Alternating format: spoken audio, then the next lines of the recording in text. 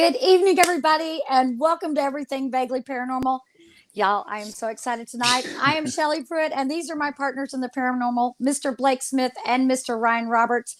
And let me tell you, our special guest this evening is someone that I am so excited to talk to.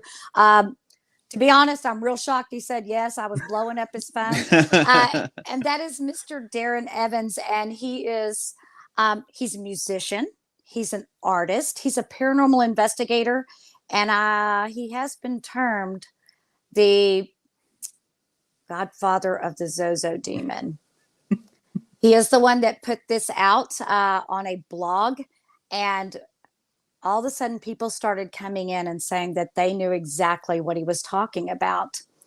And so, guys, can we get him on the screen, please? We sure can. Why not? Can we please welcome Mr. Darren Evans? How are you tonight, sir? I'm doing good, guys. Thanks for having me on. Thanks for coming on. Was your introduction okay? Yeah, pretty spooky. Have you ever heard that you've been referred to as the godfather of the Zozo Demon? No, that's a first. Really? I had heard that you, because in the information I found about you whenever I was doing some research, that you actually are the one who brought the information about this entity to light. You were one of the first ones to put it out, and was it on your blog or was it on a forum, a paranormal forum, that you first kind of told your experience? I told, I think you're referring to an old True Ghost Tales website is when I first published some of my early experiences into what would become known as the Zozo phenomenon. So yes, I've never been really called the godfather of anything, but I may be responsible as far as exposing the phenomenon to the masses back in 2008. When I put together a blog of other people's experiences and mine, and began actual research and posting information and links and that kind of thing back in 2008. And so that's when I went public with my findings and began my official research into what was going on. It remains a mystery as to where it originates from. But I've uncovered a lot of bones, a lot of clues throughout history in various forms of literature, apocrypha, manuscripts, forgotten, periodicals, magazine articles. And so during the past 12 years, I've amassed a lot of research as to what might be going on with this phenomenon. So the godfather of the Zozo phenomenon, maybe one of these days when I'm real old and gray, that'll fit that. Hey, you know what? But it's cool either way, right? It's cool. I would love to say that was my term. With John Zaffis, the godfather of the paranormal. So that is very true. And I'm going to tell you, I was so impressed whenever I took a look at your book, The Zozo Phenomenon, and saw that John Zaffis had actually done your foreword on that book. It was the first time he's ever done a foreword for a book before. So that was pretty cool. Wow. Oh, nice. Really? Now, that book is still available, correct? You can find it on Amazon, correct? Pretty much anywhere where books are sold. Yep. The book is called The Zozo Phenomenon, and it's available still. Rosemary and I came out with it back in 2016, and she's since passed away. May she rest in peace. She was an amazing, paranormal author. I miss her a lot. I learned a lot from Rosemary, and I just miss her presence and her magical way of communicating and, doing her interviews with, I was on so many different shows with her from coast to coast to just every show you can imagine, talking about this Zozo phenomenon. And so, and there's only been a book published about this phenomenon. And the co-author, the female co-author, also passed away since the publication of that book. And so that remains unsettling. Huh. that two of the authors of the two only existing books on the phenomenon have since passed away. Wow. And that's something that's kind of a common thread with your book, the Zozo Phenomenon, and with that, but that some of the people that you work closely with on that, they're no longer here. Is that correct? Blake's a little worried right now, if you didn't know that. Yeah. It's it's unsettling in that, and just for those, the obvious. And so, there was a time when I was completely obsessed with this whole thing. Mhm. It was not healthy, and so, Yeah. and not only, it hasn't been necessarily all evil and bad and doom and gloom as well. I mean, I met the woman that I'm with. We have a child together. I doubt that any of that would happen without unless she's seen me on a television show and got a hold of me, and so not all bad stuff has happened. Right. So Yeah. Right. but primarily just in exposing it, and when I back before the advent of the internet, when I was researching it, I couldn't. I wondered if I was nuts, if I was crazy, But then when I found out that other people were having experiences with it, it gave me hope, and I'd suffered a couple of nervous breakdowns. I had gone through 2 informal exorcisms in a way of trying to distance myself from this entity. And I was the guy that if you didn't believe in the paranormal, I could bring over a Ouija board and I would basically make it my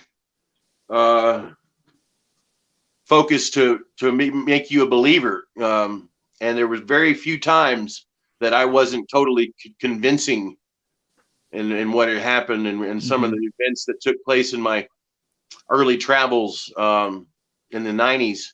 I become obsessed with Ouija sessions.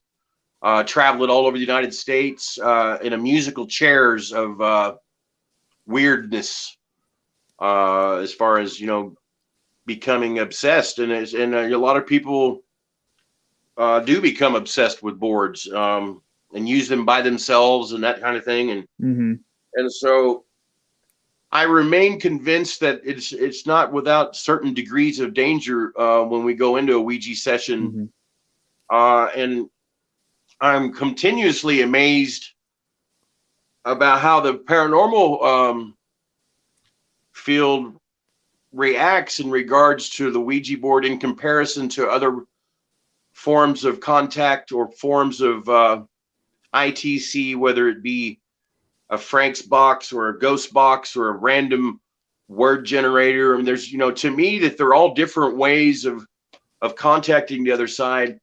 But what's when they lump the Ouija into all these same categories, saying that it's no different than a ghost box. I think it's quite a bit different, actually. I agree. Oh yeah, I absolutely. would absolutely agree with that. In the simple manner that you're inviting yourself and you're using your body as almost a biological interface, so to speak. And so that's quite different than, say, tuning into an electronic gizmo and what you might hear, not so much influenced by your own biology, so to speak. And so I think that in itself is pretty different than listening to a pre-recorded device or something, Right. But I think they all have their merit. I think they all have their risk benefit. And do I think that everybody that goes into a Ouija board session, do I think they have negative experiences? No, I don't. I've had plenty of good experiences myself. But for whatever reason, you don't hear too much about the good experiences and the pleasant ones, as opposed to, you mostly hear about the weird and the dark encounters, Yeah. Well, spirit boards in themselves are not inherently bad. Whenever the spiritualist movement happened, that was a tool used alongside Christianity in order to speak to departed loved ones, and they were not considered anything of a negative connotation. However, they have kind of received this reputation over time as being something that is purely used for contacting the evil side. Ryan, were you going to ask something? I'm sorry, did I jump on your question? No, you're totally fine. I was just going to ask, what his first experience? Darren, what was your first experience with anything to do with the spirit board? What happened the first time? Your you used one? origin story, Darren. Your origin story. Excuse me. Well, there was a weird double-sided board that was found underneath my girlfriend's house back in the 80s. Mm-hmm. And I'd never messed with a board before. We found this board underneath the house. A plumber actually found it, and he got really spooked by it. And it was just a very strange double-sided old board. And on one side was an old William Fold board with a large board with the square corners. I think we traced it to the 30s. Mm-hmm. Oh, wow. The 1930s or 40s or something. But it was a very menacing double-sided board. But it was the other side on, one side said Zozo and had inscripted on it, along with other strange symbols. And it was very eroded, and it had candle wax drippings spilled into etched parts where it looked like a web. It kind of looked like tentacles coming out, latching onto the board. Mm-hmm. And so it was a work of art, obviously, and it was surrounded by jars of preserved blackbirds. And so I remember thinking, what the hell are in these jars, And so I remember taking it out and looking at it, washing it off, and it had a weird white glue, chalky substance on these jars.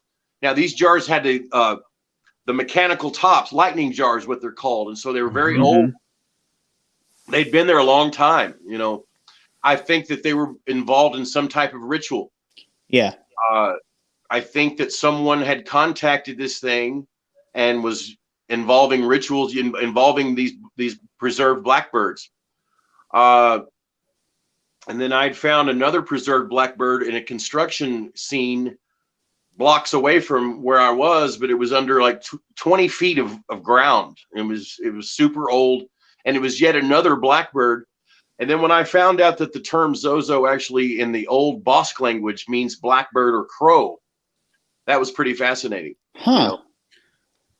And so it's things like that I began to piece together all these different bones that actually formed kind of a skeleton of people who have experienced this strange Zozo character. It seems to be a drop-in communicator. Things will be going. You'll think that you'll be in many times talking to a deceased loved one, the dead grandmother. Yeah, are you really though?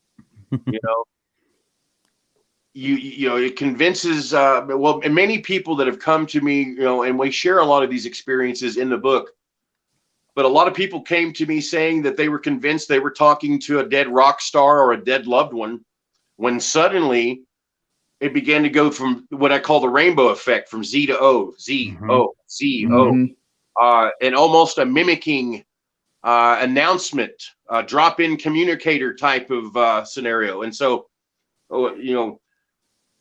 and that's not uncommon in people's Zozo encounters. It's kind of caused me to group the experiences in different levels. Level 1 encounter might just be the only time that it's come through. You were smart enough to recognize the disruption in the communication. And a lot of people think that, regardless of which side of the fence that you're on, whether you think that you're communicating with an outside source or whether it may be an internal archetype or entity, it really makes no difference. Doesn't change the paranormality of the exchange itself. And so it's a deeply fascinating phenomenon. I was one of the first people to interview researchers, many different universities that were experimenting with Ouija boards and using crowdfunding techniques to finance their research into establishing contact with the subconscious mind and using boards in attempts to do experiments and find out how the different aspects of how we go about explaining the communication exchange itself. And so I still find it very fascinating in speaking to these scientists. that were attempting to communicate with the subconscious using boards, and their findings, guys, were just off the charts weird. And while they didn't attribute these strange findings as being quote unquote paranormal, they still had no explanation as to some of the findings that they were able to they were able to establish that the people that were, the questions were answered with a greater accuracy of truth while on the board as opposed to answering away from the board. Oh, it was almost like the Ouija board was assisting them in the facilitation of knowledge. And so really fascinating stuff, you know. And I think that the government, there's proof that the government in the 1940s and 50s were experimenting with Ouija boards. There were pioneers in early ufology, such as George Hunt Williamson, that were using boards and to communicate with interstellar UFOs. And some of our first Zozo experiences with the Ouija board come as a result of George Hunt Williamson's contact. Him and his wife and his, they had another couple that they would use the Ouija board. Well, they established contact with something that could claim to be from Neptune and called itself Zo. No, I did not know that story. I didn't either. Know the other. That's very fascinating. And in the 60s, there was another guy named Alan Vaughn. He was an early paranormal researcher. He began to experiment with the Ouija board and had a very strange encounter with something that just called itself Z on a Ouija board. It actually invaded his mind and caused a nearly a full-blown possession case from his experiments using a Ouija board and contacting that only identified itself as Z. And so, you know, how long does this phenomenon go back? You know, what triggered it to become known on the board so much? Because there was a period of time when this was under the radar. And so, you know, it's a very strange phenomenon, and I consider it to be an honest, true set of circumstances that has involved so many different people across the world. I still struggle with trying to understand what we could actually be dealing with. You know? Well, is there not a? I'm sorry, gentlemen. Go ahead. I was just going to say, because in research and all that stuff, you were just talking about how far it goes back. I mean, I've read all kinds of different things about how it goes back, 200 years or further than that. Or what is so in your research? What have you come? What's kind of, I guess, your conclusion maybe of about how far it does go back? How far does this thing reach? So we're actually thinking along the same lines, Blake, because I was going to ask about that Tibetan prophecy that's around 7th or 8th century that says something to the effect about how a king had released an entity from the ninth circle of hell. Unfortunately, I'm having some audio issues. You guys, I can't understand you very well as far as sound. We can still hear you, sir. I think. Can you guys still understand me? Okay. Yes, sir. Yeah, okay. Absolutely. As far, that's a great question. As far, how far back does it go? Because it's frustrating from a researcher's perspective to see so many different articles in regards to this phenomenon, as to people guessing, saying, well, it first came out in 1800s with the Dictionary Infernal. Some people believe that's as far back as it goes, because they don't really take the time to really investigate and research the phenomenon, because it goes way back further than that. For instance, there was an Italian Franciscan Pope, Saint Bernadette, in the 1300s. He was a Catholic priest who spoke Latin, and he would have these big sermons. Well, he actually mentioned what he called the commune omnium daemonum, which was common to all demons, and was referring to Zozo, the word Zozo. And so, and he was describing, back then, the illegal gambling and stuff that was going on, and he was comparing it to what he called the mass of Zozo. And when we look at what possibly could Zozo be when you feed Zozo into different name scramblers and what are they called? The crypt. I can't remember the proper terminology, but you feed a word into it, and it can spit out other words based on certain criteria.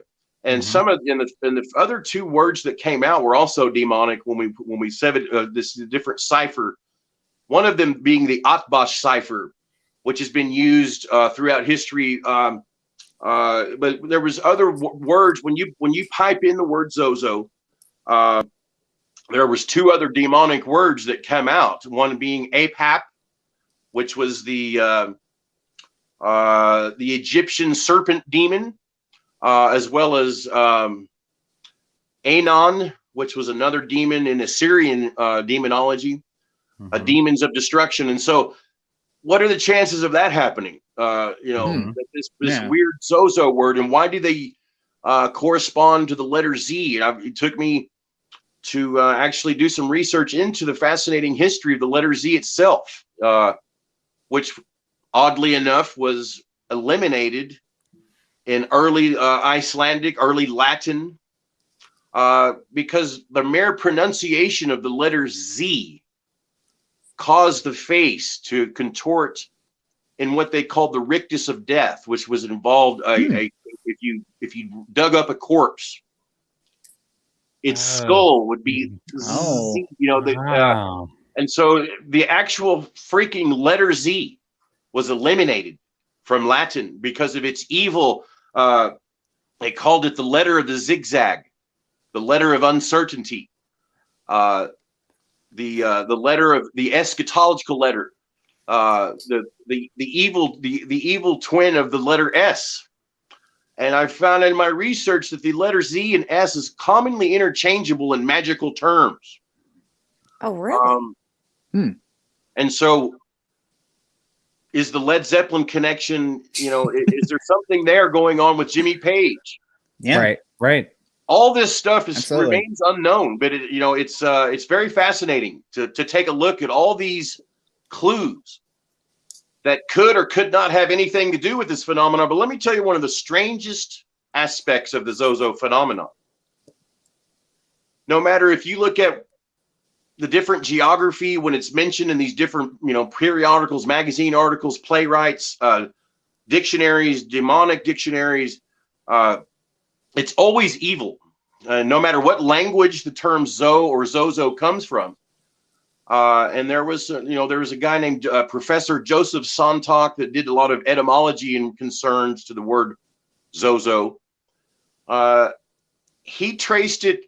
It's perhaps began in early voodoo from Africa, that the term Zo meant spiritual leader. And so that led to me researching some of the African etymology, and there were actual the Zo shamans and the Zo people of Burma, very controversial subjects. They did bizarre scarification rituals which involved bloodletting, scarification rituals. They would pass around bodily fluids and blood. These Zozo shamans, folks.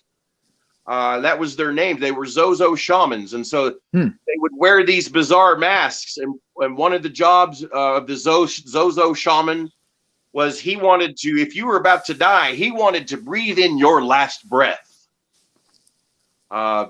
Never heard that. Is that potentially They to felt that was catch important the soul? in order for the ghost not to escape.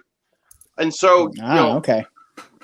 these people were also studied and mentioned in various scientific periodicals in 2012 in regards to the actual spreading of Ebola from these Zozo shamans of Africa. So if you look at the Melanesian language in the term Zozo, which means walking spirit, they believe that it was a spirit that could capture your soul while you slept.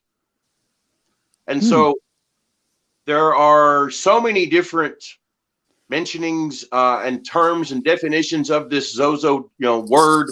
Is it a sigil?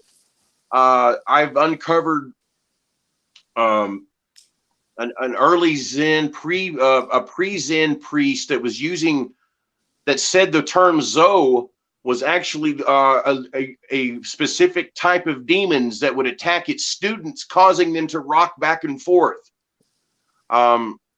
Demons of confusement. And it was strange. The same author, that same priest, also discussed the demons of the Ma, which the strange entity Mama often shows up during these Zozo encounters. May I ask you a question about that, sir? Sure. How closely related? Because we have had experiences in locations that have been said to have a demonic presence, and we get Mama a lot. And so, is that a direct that's considered a direct correlation to Zozo? Am I understanding correctly? They seem to be connected in a very strange way. Yes. Oh, hell. Often they'll get into what's called kind of a spiritual tug of war, where the Mama entity attempts to take control of the communication against Zozo's better wishes. Zozo seems to, commonly assume a male gender form, whereas the Mama, for obvious reasons, seems to have a female archetypal power. Definitely not scared of Zozo, and will often take over the board.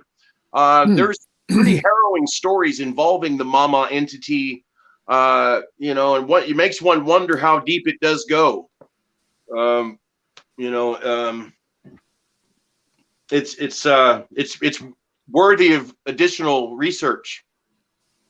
So it is of your opinion that they are connected, or that's Yes, the general. Okay. Okay. A question that I wanted to ask, you said it's a drop-in communicator. So on top of that, do you think that when you said it'll come in when people think they're making contact with something else? Do you think that people actually are making contact with what they think they're making contact with, and this thing kind of just comes in and severs that connection and drops in and begins communicating? Or do you think it is masquerading as something? Well, there definitely seems to be a repeated trickster nature derivative of this. It can be very convincing, and I labeled it the minister of deception years ago for that very reason. You'll be convinced that you're speaking to someone that you may have been in love with and had relationship with for years, because of the way that it can connect and what I call the level 2 encounter, which means when it starts to express and project knowledge of the unknown, such as middle names, abbreviations, dates of birth. That how could it be? How could you have known or guessed your great grandmother's date of birth? Perhaps it was unlocked somehow out of your subconscious.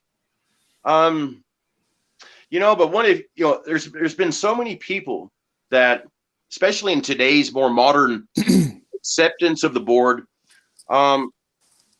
that basically say that there's nothing inherently evil. There's nothing wrong with doing the board, therefore nothing bad can happen. And I tend to err on the side of caution because of what's known as self-fulfilling prophecy, which is a scientific term used to describe a situation where a planting of a seed can be planted in the human, in the consciousness of a person. And whether you believe something bad is going to happen or not, it can actually happen by means of self-prophecy. And so, for instance, if you have 4 or 5 people communicating on a board, and it begins to attack the weakest link possibly in the chain of hierarchy within our own social structure, it often will attack someone who may not even be on the board, but yet can somehow be very frightful and project that uncertainty and that that dark realm, that the fear aspect of of being. And I think that they thrive on those emotions of fear, of uncertainty, of dark, foreboding thoughts and expectations. And so when you really look, a lot of people who watch paranormal shows on Discovery are looking for their own paranormal experience. And what do? A lot of times they'll get on a Ouija board, and they'll expect something to happen. And so is the mind causing this to happen? I think so, And so I think that there's definitely, at least in my experiences, this thing has a tendency to show up at the worst time. And that can be when I'm talking to Zach Bagans, looking at him in the eyes on the show Ghost Adventures. They had to shut down the set in Guthrie, Oklahoma, when it began, talking about Jay's brother, whom I did not even know existed. And so even the guys from Ghost Adventures shut things down. And Zach was yelling at me. He said, "I want to know, are you fucking with us, Darren?" And I'm like, "Man, I told you before. If you have me come on the show and we're messing with this Zozo, hey man, I'm not I can't tell you what's going to happen." Right. Was that at the Hudson on the House? show, and you're gonna film us messing with this thing. That I can't be responsible for what comes through. That's exactly what I told him. And so, but I did feel sorry for Jay because I could tell he was hurting, and I had no idea his brother was sick. And so I kind of looked like the bad guy in that whole situation, which is not uncommon in other times that I've used it. And I very rarely use a board. The last time I even got around one, I filmed thousands of orbs surrounding me. I didn't even get on the board. I was just, something told me to drag out this whole board. I started filming it. And I broke out a couple of gadgets that were going off at the time. And suddenly the entire room began filled with orbs. You became the beacon. It's on my YouTube site. If anybody wants to check it out, but it's one of the strangest videos I've ever seen. Period. And I don't know what caused it to happen or how it happened, but I become just enveloped with orbs. So I've actually got a question from one of our listeners that just chimed in. They're just trying to determine if there is a way to know I guess maybe the moment or with the drop-in communication of you communicating with the one you want versus the one you don't want. So is there a way to tell the difference between you're communicating with your deceased loved one or the one that you have a relationship with? Before it's too late, so to speak, before it transitions over into I wish there was. Right. And you know what? It's I think it was Harry Houdini. He used to warn people about Ouija boards way back in the day, because of its, you just don't know what you're messing with, and I think he described, or someone back from that time frame described it as kind of similar to opening the door and inviting people in your house that you don't know. Right. Some of the people, and most people, I would say on an average, are good people, not going to harm you. But there's that percentage of people that they don't have the best intent, Right. And so absolutely. Unless you're a trained medium that's been working with familiars or elementals or familiar spirits, and you have training dealing with perhaps even the demonic, unless you have direct experience and training in dealing with those types of energy sources, then I think it'd be probably pretty hard to ascertain, because you just don't know who you're communicating with. We always say, it's the other side, the paranormal, whatever you want to label it as, whatever you're comfortable as labeling it. It's a door. You knock on it. You have no idea what's going to answer. It could be your deceased loved one. It could be someone and it could be something completely different, just as you said. So I mean, how do we know? That's the big question, right? And I don't know that I don't know. For me, I became kind of obsessed with am I dealing with my guardian angel, or am I dealing with an actual demonic part of my personality? I would chant things. It would tell me to chant. I mean, I was stupid back then, but it did cause some bad things to happen in my life. I have no doubt. And so that's one reason why I'm so cautious. And later on in life now, I've been doing the board since I was in my teens. I'm now 53 years old. It's not without a degree of responsibility that I have in people say, well, this guy created a monster. Had you would have informed me back in the 80s that the Zozo phenomenon would be what it is today, there's no way I would have said that it was possible, And so while things have definitely calmed down, I think that it still remains an unexplained phenomenon in the sheer fact is how so many people have experienced it, have weird things happen to them, and continue to happen depending on how obsessive they became with it. What type of relationship did they establish? I'm still in contact with many people that had weird encounters with it and continue to have bad luck. And every time they use the board, it continues to surface. And so I don't have any easy answers. I'm not going to blow smoke up people's ass and say that I'm going to sell you a magic ring that's going to get rid of this phenomenon. I'm not that kind of person. I honestly don't know how to get rid of it. I still deal with shit myself. Yeah. So at least I can be real enough to admit that. I'm not going to try to, I've got a book. I don't make a lot of money off of it, but I felt it was important to get this out there. Yeah. So that other people can share their experiences, and you can make your own mind up as to what we're dealing with. Is it demonic? Is it a ghost? Is it egregore? Again, and you just mentioned the term labels. Well, labels is what we're going to try to use to describe something we don't understand.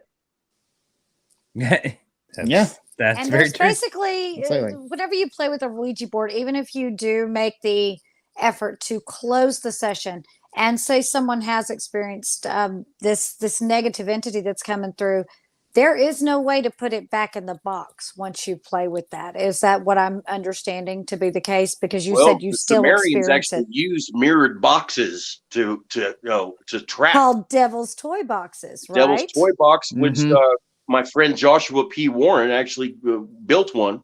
Yeah. Fascinating stuff. But I mean, how am I going to get the damn thing into the box? I don't know. And so, but I do find it fascinating still. The ideomotor effect, which I think is somewhat responsible for what's going on. But there's the way that the ideomotor effect doesn't explain that the facilitation. For instance, if you got 4 or 5 hands on the planchette, how does it instantaneously resolve it all into one coherent sentence structure? There's no explanation for that.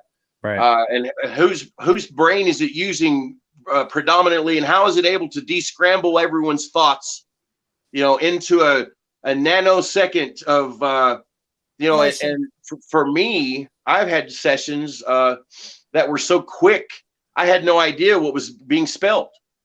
They had to have people with notebooks behind us reading it and following along, because we would lose train of thought on what it was saying. And so why would it abbreviate words that I would never misspell? Weird things like that. The ideomotor effect does not explain. And so again, are we dealing with something in our own minds, or are we talking to something that exists outside of the board? It's pretty fascinating either way. Again, it doesn't change the paranormality, which isn't a word. It should be. It should be. Yeah. So, in 1973, whenever The Exorcist came out, I think this is when spirit boards really just kind of got thrown into the mainstream consciousness, because they, the little girl, it starts out in The Exorcist playing with a spirit board. But the difference is the word that comes through is Pazuzu. Do you think this is similar to Zozo, or do you think these are different, or do you think this is just one that they made up for the movie? Well, I'll tell you what I found strange about the whole exorcism thing is in the supposedly in a diary found from one of the exorcists from the Robbie Doe case in St. Louis. Yeah. There was a description of how on the palms of the hands an N would show up. Well, if you turn that N sideways, it's a Z. And so could Zozo have been manifesting through the skin? That's a possibility that we're dealing with a Zozo encounter in the fucking film The Exorcist, okay? It's not outside the realm of possibility based on eyewitness accounts of what was going on. But I think the Ouija board just needs to look in the mirror as far as its negative reputation is concerned. I don't believe it. I don't blame it all on The Exorcist. If you go back and if you look at before 1891, when the modern board was invented, there was spiritual communication going on with different apparatuses, dialing planchettes, automatic writing. This was going on before the Ouija, and there's many books that were written around this time frame that go into very specific mentioning of communication with dark spirits, evil spirits that wanted to damnify them and take them to hell.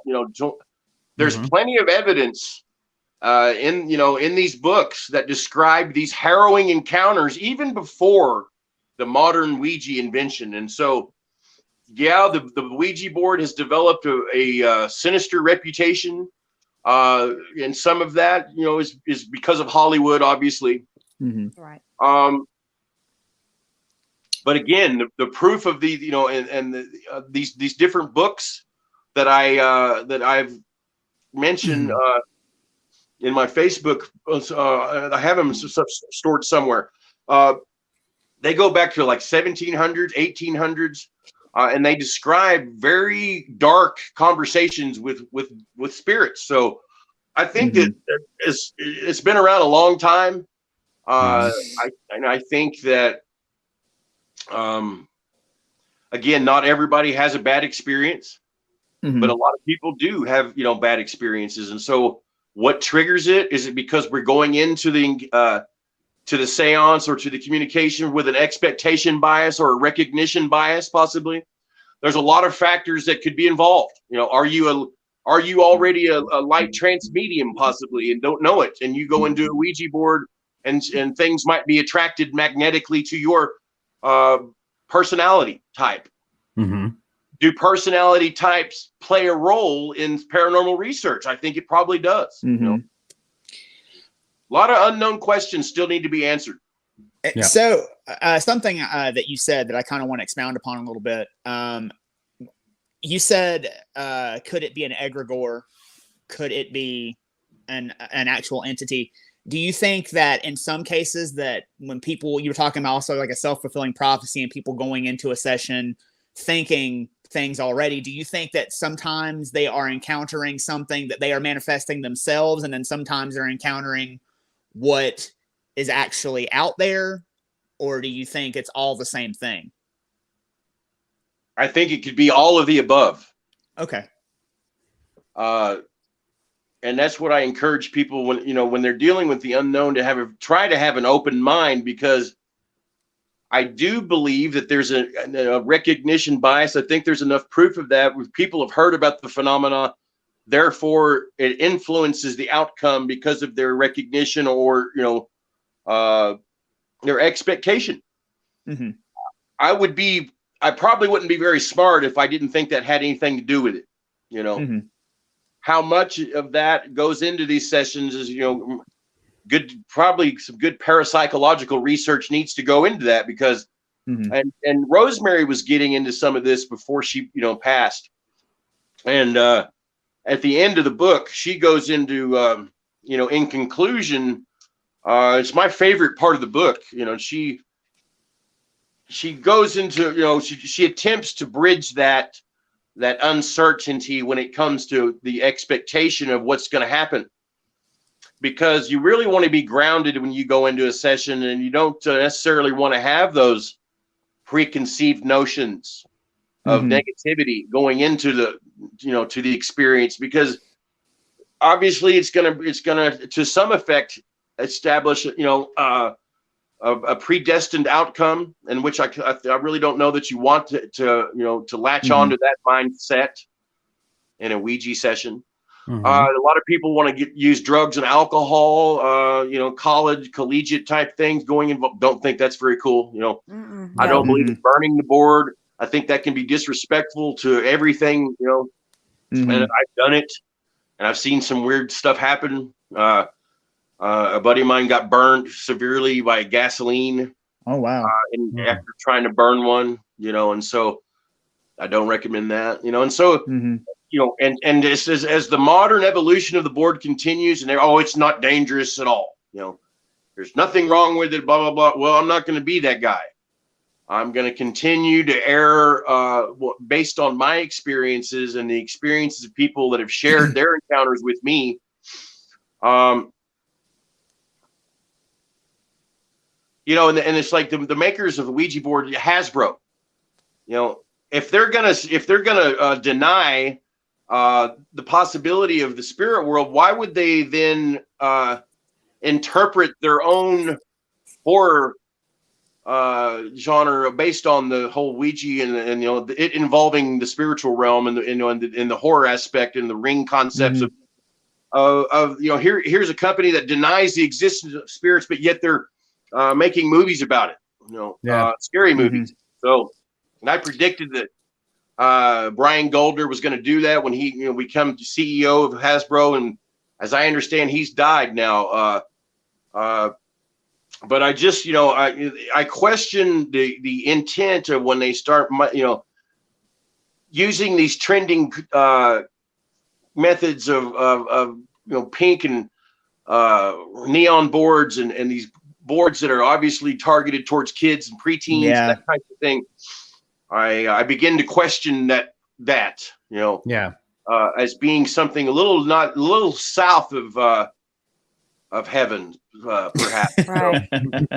So, Darren, if you do have a board in your house that you don't want, what is the proper way to get rid of it, in your opinion? Because you said don't burn it. Because see, that was my first thought. Set it on fire out in the pasture and let it go. I've always told people just to, if they can do it safely, to chop it up in a couple of pieces and throw them and triple bag them up in separate bags and separate trash receptacles. But that was because I was going through. I was throwing them away and they were coming back. And so. What? Oh, we must hear more about this. What do you mean they were coming back? Well, there were several times that I attempted to dispose of them and they come back.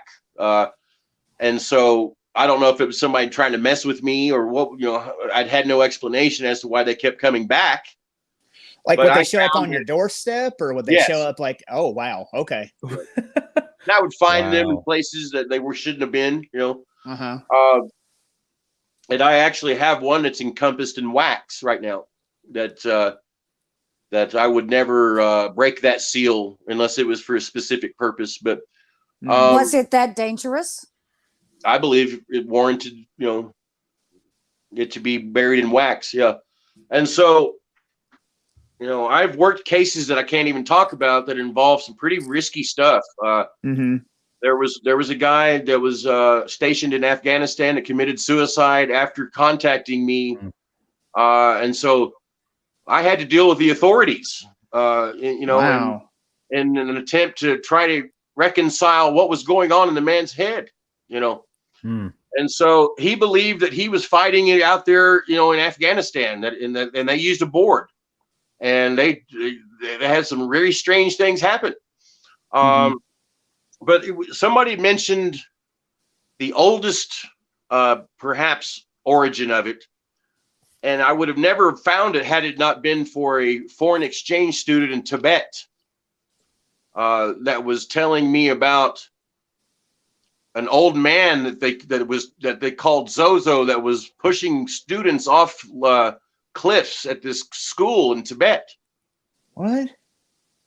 And so when I started looking into the Tibetan demonology, I discovered a prophecy that was deciphered by a professor of Asian studies, and it was in regards to a human being that was released by the king of Yarlung, a province in Tibet. He released a human being from the 9th citadel of copper, whatever that means, in this prophecy. And when this human being was released, all the demons of earth joined him, and his name was Zozo. And yeah, guys, that's actually out there. You can go find that. in this prophecy, yeah, and it reads like it's just ripped out of today's modern headlines. In the prophecy, they go into how mankind has kind of a linear view of time, and how mankind on this time scale we have this linear view, and how in this prophecy it talks about that when this human being's released, that it bands with all these demons, and that it signifies, get this, the beginning of the end of mankind. And so it seems when Zozo's released in the world as a human being, and it's the first time in my research that it was ever referenced as human, with the demonic name attached, Zozo, to it. But it says that this human named Zozo become Lord of all demons, and that mere happening is what's used to determine the beginning of the end of mankind in their time cycle in Tibetan demonology. And so Fascinating. I find that kind of weird that they were prophesized, that this Zozo was prophesized so long ago, and in the prophecy that it was going to happen in the future. Yeah. That this being would be released from the 9th citadel of copper, and so what could that be in modern times? These prophecies. But anyway, there's again, for this to say that this demon or this human becomes possibly a demon, or could it perhaps be the recognition of this demonic entity in relationship to 2020 on the timeline? Could it be just another example of that prophecy in a different way? Yeah. And so it's fascinating stuff, but that's the oldest mentioning of a demonic Zozo, and that was from the 8th century or the 7th century. That's a long time ago. Yeah. What is the wildest, you would say, experience that you've had in your research or using a spirit board? The loudest? Wildest, like the craziest. In my encounters? Yeah. There's been a few. I bet. One of the weirdest would probably be, again, I used to be the guy that if you didn't believe in the spirit world, I would grab a Ouija board, and my ex-wife or whoever I was with, we would come over and we would Convince challenge us. your disbelief. And so we took it over to my best man at my first wedding. His name's Michael Silver, and it predicted his death as an unsolved murder, and that's exactly how he died. But that's where we used the board, and it kept spelling window. Well, we kept looking. We were using the board next to a window. We kept looking out the window, never, wouldn't see anything. Well, about 30 minutes, 45 minutes goes by, and that's all it'll spell, which I thought was unusual at the time. All it would spell is window. Well, Michael's wife gets up to go to the kitchen to grab everybody a beer. Well, she goes to the kitchen, and we hear this loud banging and she screams, and we hear glass break, and she said somebody's peeking in on her through the window. Oh no. And so me and Mike bolt out the door, and we see this weird bald-headed guy running away from us. And he's super tall, he's really weird looking. He's got scrubs on. Well, we didn't know that 2 blocks down the road was Tulsa Behavioral, it was called Tulsa Behavioral Science Center or whatever, but it was a home for deranged people.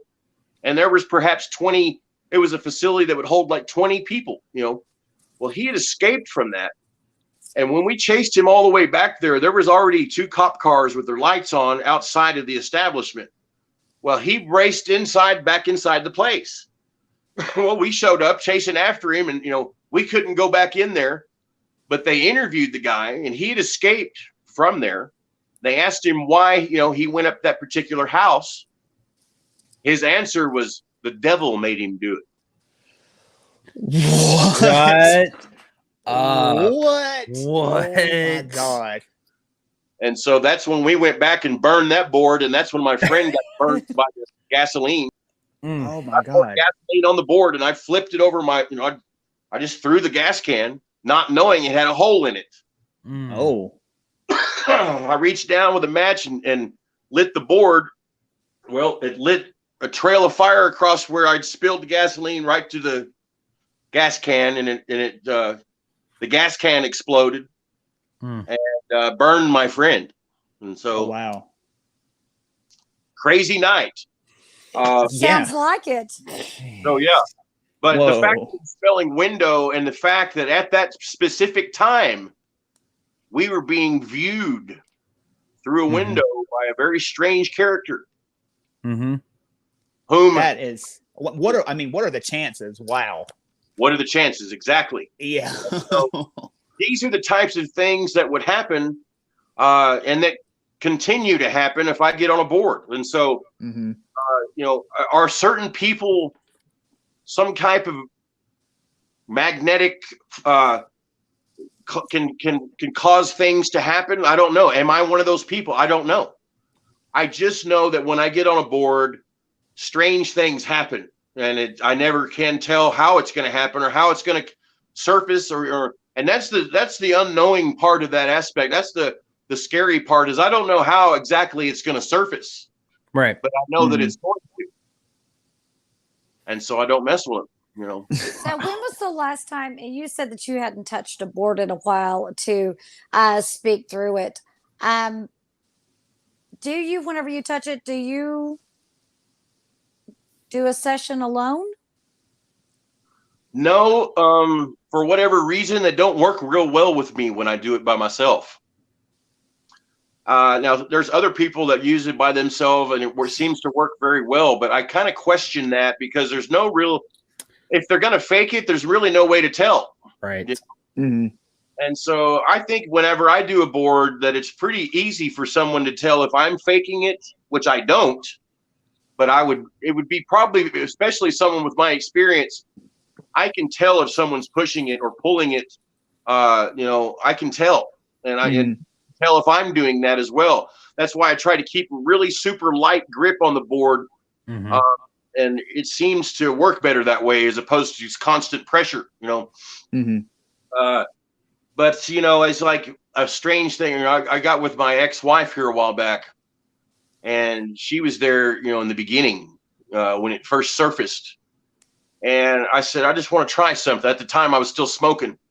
And there was a pack of Marlboros laying in between us, and we were having lunch. And I said, you see that pack of cigarettes there? I put my fingers on it. And she just looked at me, and she went out there and she put her, I could tell she didn't want to, but she put her fingers on that pack of Marlboros. And it started doing the figure 8 right there. I mean, it was like it never gone away, And this is this I don't want to say her name, but was she the one that was featured with you on the Ghost Adventures show? No, I never did. I never liked using the board with her because she just couldn't handle it. But I did find out she was using the board behind my back alone, and and didn't have a good reaction to it. And so, she was the one that stabbed me, and I about lost my life because of her. But I wasn't going to ask that question, Whoa. Darren. But you volunteered, so She stabbed me in the head and in the shoulder. And so I described that, and it's one of the scariest parts of the book is when I describe what happened with all that. And so it's that was I thought I was definitely going to die when I got stabbed. And this was after our appearance on Ghost Adventures. So. So that would have been season 12, episode 3. So for those of you that haven't seen it. Do you think she was compelled to do so, or she did it of her own volition? I know that she had told me several times that Zozo wanted her to kill me. And there was a woman that drove all the way from North Carolina to Oklahoma to give me messages. And again, it wanted her to kill me as well. And wow. Yeah, I had to. That was a strange deal, but it's definitely it's caused, this whole phenomenon's caused its share of disruptions in my life. As far as stalkers and just people that just want to worship it and want to contact it and want me to help facilitate that, and I never will, never have. It's not something I'm proud of. I wish I could enjoy a board session without it ever coming through, and it caused, when we, I attempted to summon UFOs using it in 2000, or I can't remember, it was a few years back in Vegas. We, Joshua Warren and I attempted some different experiments in the desert out there with Fox 5 present, with news cameras flowing. I was using a board. I was able to contact something that spelled its name out as a series of numbers and letters, and we looked it up and come to find out it seemed to be the name of a Goldilocks star capable of supporting human life, or of life, period. Wow.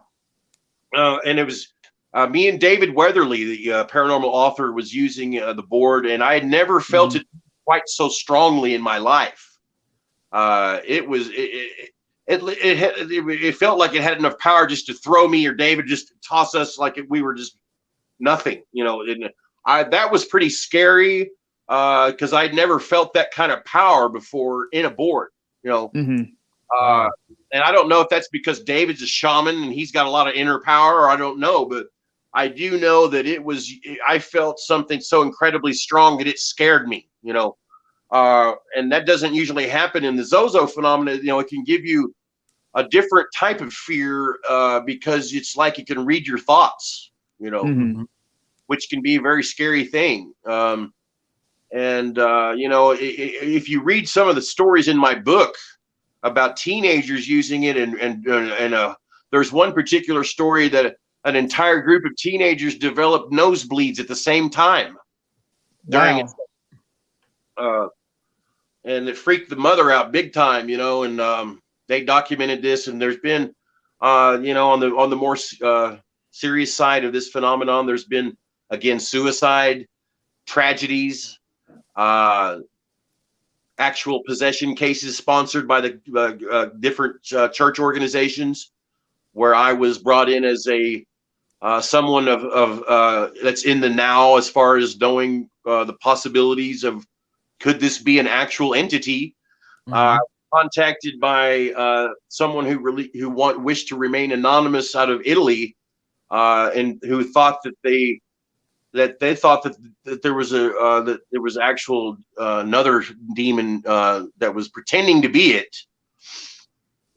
I suppose that could be a case where spirits use that term for fear, thinking that someone's going to get scared. It could possibly not even be it. And another weird part of the whole phenomenon is that, demons are supposed to, if you know a demon's name, you're supposed to have power over it. That doesn't seem to be the case with this particular thing. This one. And so that throws a curveball into everything, and I can tell you that there has been exorcisms involved where the name was used to cast out the demon using that name. And so, wow, how powerful is this? Do we give it too much power? do we give it too much recognition? I'm open to the possibility of just about anything, and guys, I can't lie and say that it's not without some degree of did I do something? Did I cause something? For this thing to become out of control? By my research, by my obsession with it in the past. I'm not stupid enough to say, to deny that possibility, but I can deny any possibility of making up the phenomenon, which I've been accused of by a few different camps, and even the camps of the Talking Board Historical Society. And I won't get into any names, but I can assure you that I did not make up anything in regards to this phenomenon. As a matter of fact, if you go to the unsolvedmysteries.com website and look at the stories before I even began to talk about it, that's where a lot of those stories are, and they're grouped together where one can go through and look at the dates and the different accounts before I went public with my experiences. And so, right. You can't control the stories from all over the world, which is what I understand to have happened. I have, in researching it, I've seen that the stories coming in from everywhere, like you said, from Italy, from Canada, places that you may or may not have ever traveled.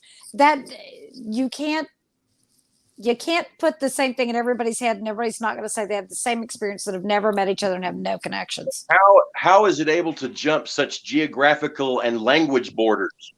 With the same type of intent, and so that's what I find troubling, and also perhaps proof that it is beyond the realm of a normal situation.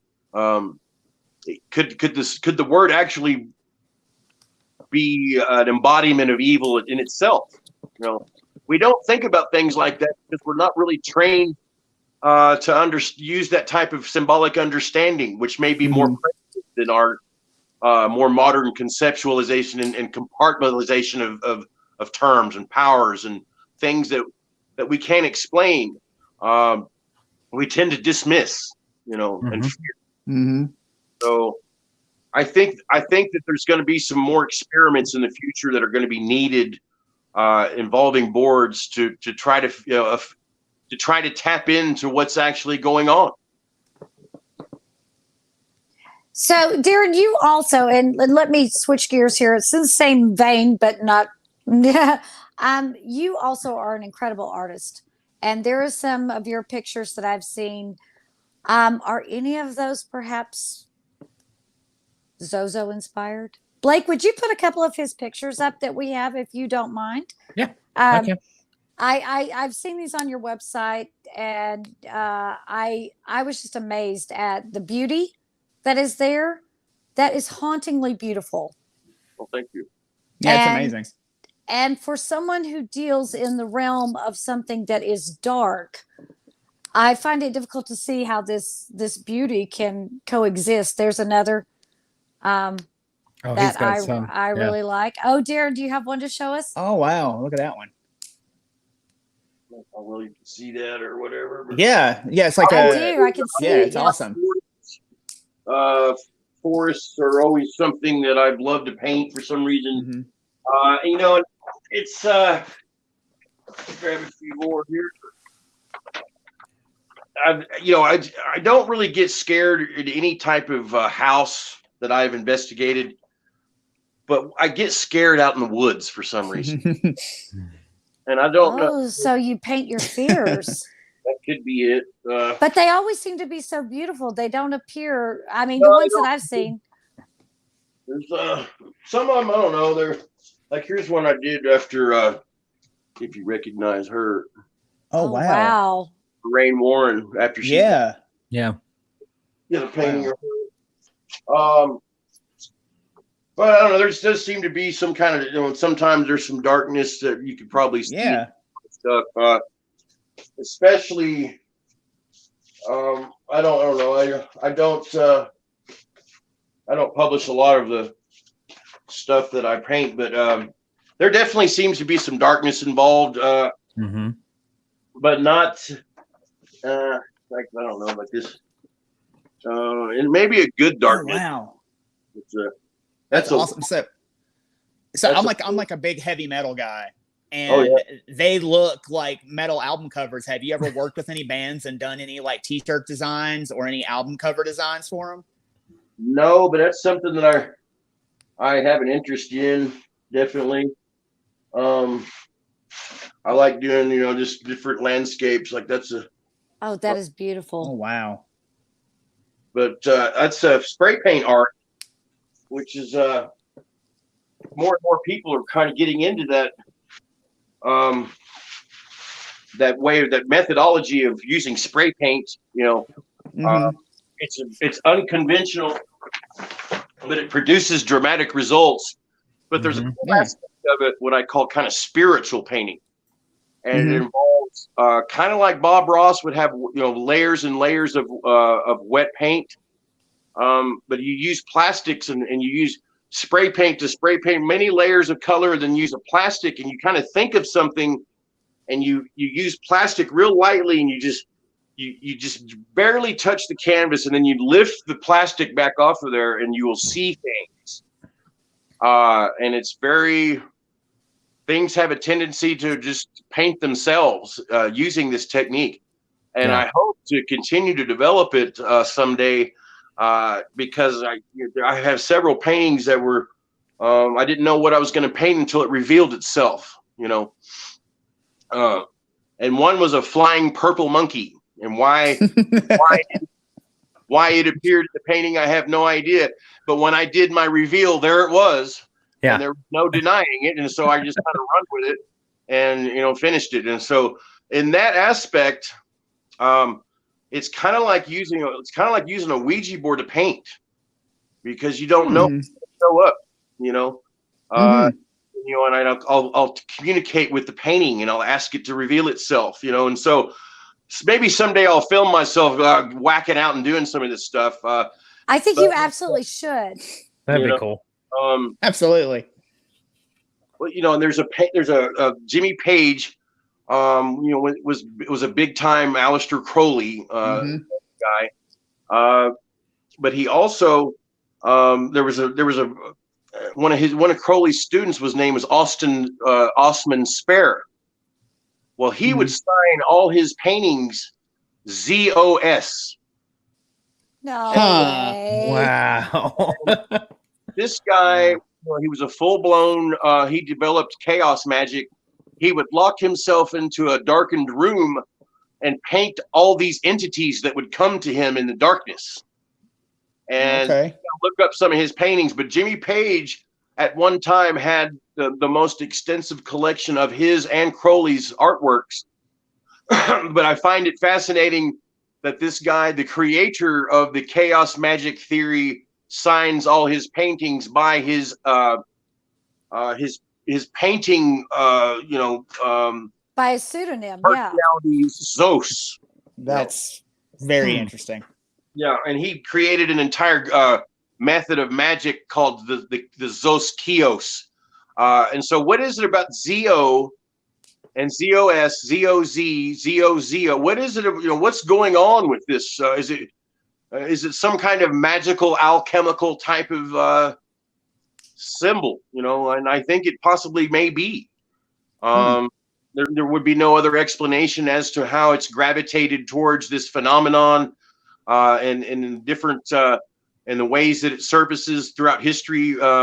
There's a play that was that in the play, Zozo is the devil himself in this play in 1963 by a gentleman. His name is Jacques something. I can't remember his last name, but he wrote this play, and in the main character's name was Zozo, and it was an incarnation of the devil himself, as it was worded. Now, what information did this author possess that caused him to create a character in this play that was based on the devil himself and call it Zozo? Why does this happen? These different connections, these different definitions that seem to drop out of nowhere. But but with this familiarity, this dark familiarity of meaning, you know. And so I think it's deeper than we might suspect. And so, you know, the more we dig, the more we find out, you know, but it's been a hell of a dig. And I'm glad that I can distance myself from it now and be able to talk to you guys in depth. And then tomorrow go about painting a happy picture of some. So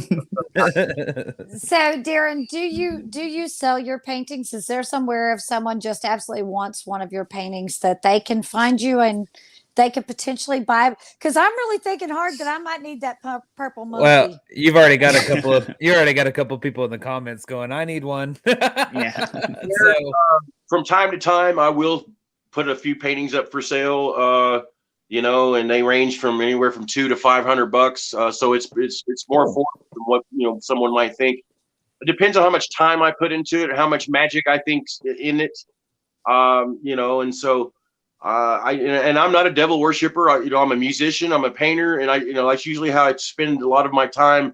You know, away from negativity and the demonic world. You know, and so, but I'm always attached to this phenomenon because I'm the guy that's done the most research, and until, you know, somebody else takes that place or whatever, you know, I seem to be pretty close to resolving my inner conflict with it, because I'm glad things settled down. I'm glad that we're not we're recovering from 2020 and COVID and all this kind of stuff. And you know, there was a time when I was scared shitless in 2020 that, you know, that this could have been the whole Zozo meaning the whole time, you know, its destruction and all that. And I'm really thankful that, you know, I just had COVID-19 a couple of weeks ago, got through it. Oh, wow. I was unvaccinated, you know, I was scared, you know, and I got it, you know, but you know, we got through it and together, and, you know, and I'm just thankful that, you know, in 2016, I published that I was getting, and Rose and I were going to do a follow-up to our book. It was going to be called the Zozo Prophecies, and it was based on a lot of the correspondence that was happening. People were sending me stuff saying that the Zozo told them that, you know, that the end of the world would happen in 2020.